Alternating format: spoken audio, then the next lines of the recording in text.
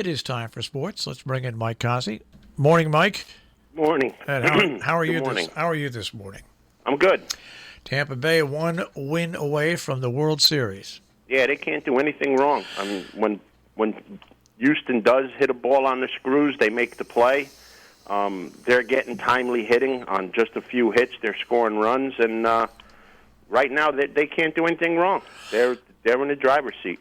Yeah, and it's funny because with the shortened season, that the way they run their pitchers in and out and stuff like that, they still it appears their pitching staff is still really pretty strong.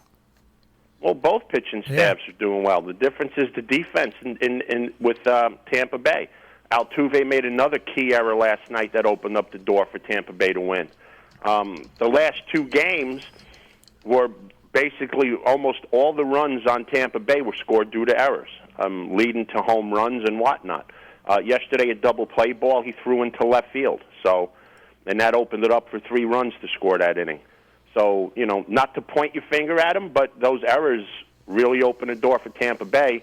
And like I said, Houston's hitting the ball hard. They're hitting the ball right at somebody.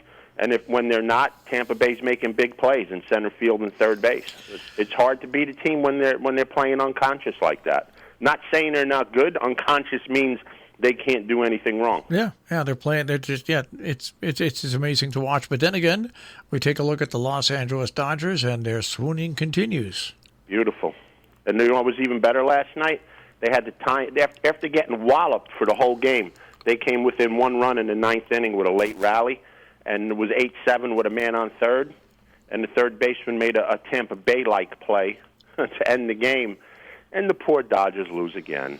So they're now down 2 games to none. And one series is 3-zip and the other's 2-zip. They both play tonight again? They play every day. That's amazing. All right. So we could have an American League champion tonight. Yep. And we still have to wait a couple of days over in the other side of the ledger. Yeah, I mean, Houston may win tonight, but it definitely wouldn't surprise me if they get swept because, you're up against it 3-0. The other team's playing well. The chances of them winning 4 games is slim to none. And the Dodgers, well, the best pitcher in baseball didn't pitch yesterday because of cramps. I'll just leave it at that. All right, I woke up this morning, and I'm pretty sure I got clobbered in our NFL picks. We didn't pick. We didn't pick? No. Oh, okay, we didn't pick. Okay. Well, it was a stinky game from what I see anyway. It was? Oh, gosh, whatchamacallit, they got crushed. Buffalo got crushed 40-something to 20-something by Tennessee. What a shame. I know. Now, this is an interesting story, and I know you don't like football, but we're going to talk about it anyways. Mm-hmm. The Jets released running back Le'Veon Bell. Okay. And they should. Yeah. What has he done? He hasn't done anything when he's got his opportunities, and then he went on social media, the root of all evil, Sunday night, to complain about how the Jets used him.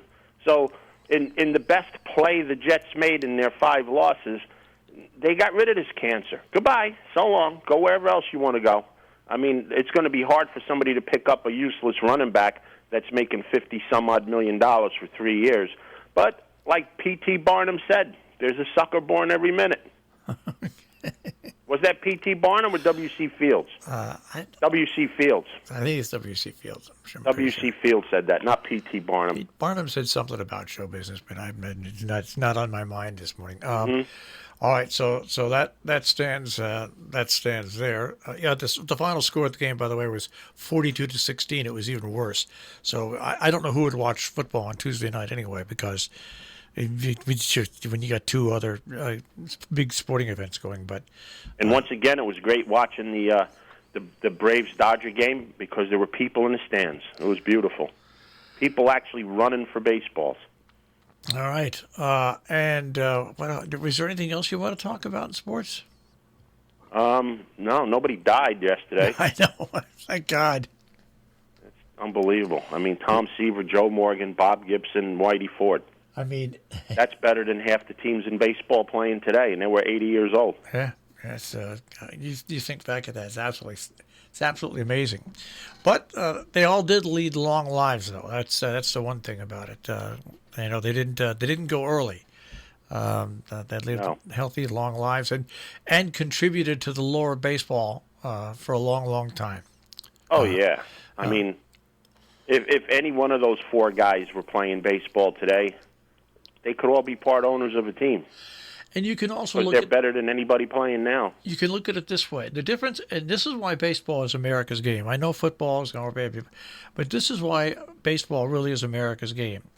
You've got those players, okay, from different generations and different teams, okay?